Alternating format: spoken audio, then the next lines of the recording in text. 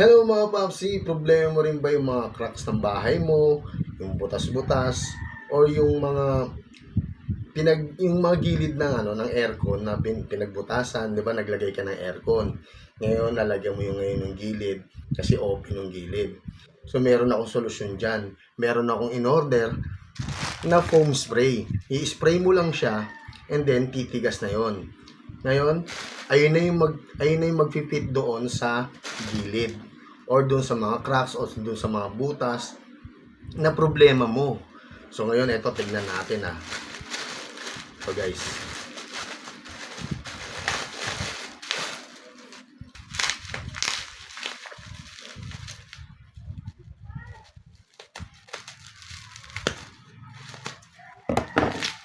ito guys, pag ito yung ginamit mo, pag ito yung spray mo, para lang siyang foam.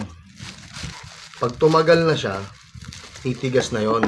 So ang kagandahan lang nun, hindi mo na kailangan ng halimbawa yung mga semento, makakapag-fit na doon sa may halimbawa nga yung sa aircon mo, pinagsalpakan, di ba yung gilid natin minsan maluwag siya. So ayun, pag ito yung spray mo, ang ganda na ito, napakadali lang gamitin. So guys, ito yung tinatawag na Byra Espuma de Poliuretano. Ang hirap banggitin, hirap basahin. Ayan, ito na guys, may kasama na rin siyang pinaka parang hose nya. Kakabit mo lang to, i-spray mo na. Ayan o. Yan. Kakabit mo lang ganyan. Ilalak mo. Then, i-spray mo na. Gaganon mo na siya sa gilid. So, di ba? Kaya kung problema mo, kunyari yung mga bintana, di ba? Yung bintana natin, yung gilid, minsan may mga butas, ganon. Pwede mo siyang spray doon paikot. Pag in-spray mo paikot yan, maano na siya, masisild na siya. Ayan. Mamaya, pakikita ko kayo ng sample. Ayun nga guys, ang nakalagay nga rito, seals around windows, doors, siding, and baseboard.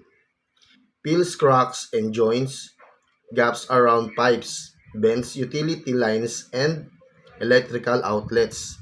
So eto na nga mga papsi, subukan na natin, pero i-shake muna natin siya ng 2 minutes para ma-spray natin siya na maayos. Dito ko unang sinubukan sa may hamba namin, hamba ng pintuan, dahil labasag na nga ito, para makita nyo rin kung saan natin pwedeng gamitin. Pansamantala dito ko muna siya gagamitin. First time ko lang gumamit ng ganito kaya nabigla.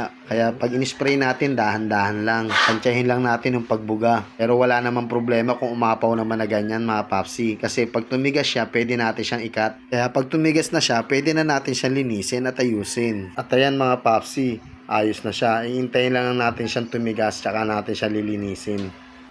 Dito naman tayo ngayon sa kabila. I-sprayan ko naman tong awang dito sa may kwarto. Kasi nilagyan ko lang to ng plywood. So nakaangat, kaya lagyan natin ito para hindi siya masyadong silip.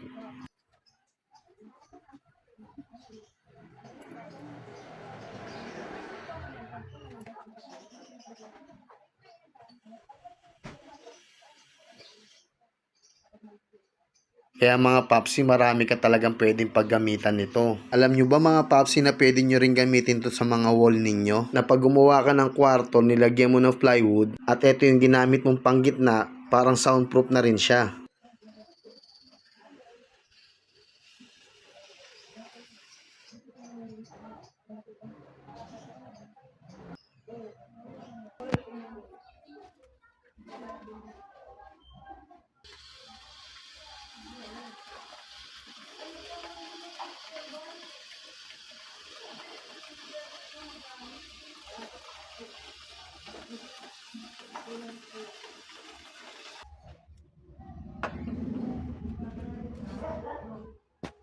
At ayan, okay na. Patitigasin ko na lang para linisin din.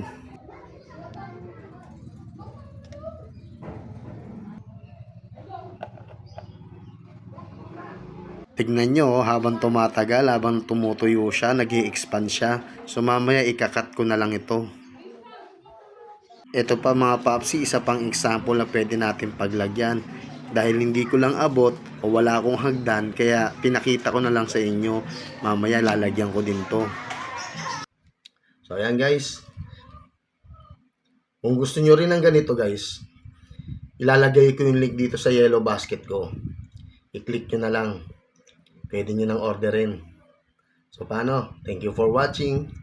Peace.